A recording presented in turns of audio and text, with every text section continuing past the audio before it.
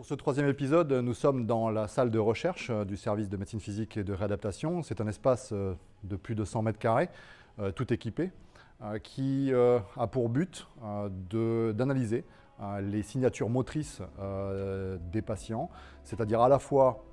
quand ils ne sont pas malades, les biomarqueurs qui nous permettent d'expliquer comment fonctionne la motricité et la mobilité de l'humain. Et puis, chez nos patients malades, essayer de trouver à la fois des facteurs prédictifs de récupération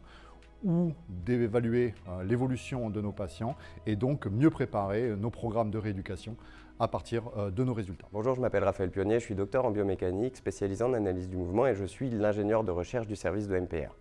Ici, on est au laboratoire d'analyse du mouvement et dans ce type de laboratoire, on va d'un point de vue clinique essentiellement réaliser des analyses quantifiées de la marche, mais d'un point de vue de la recherche, on peut analyser absolument tout type de mouvement, comme par exemple de la marche sur tapis roulant ou encore des sauts et des réceptions de sauts.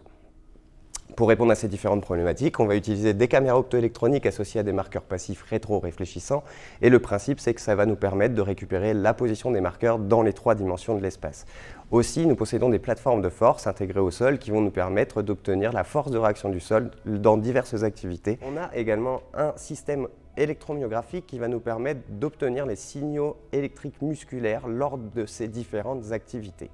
Le gros avantage pour un service de MPR de posséder un laboratoire comme celui-ci est de réaliser des gros projets recherche et en l'occurrence, on va pouvoir réaliser une thèse de doctorat avec un des praticiens hospitaliers de notre service. La grosse plus-value d'avoir pour un CHU un laboratoire est de pouvoir réaliser des projets recherche et ou cliniques avec des patients qui pourraient être issus de notre filière neurologique mais également de notre filière orthopédique.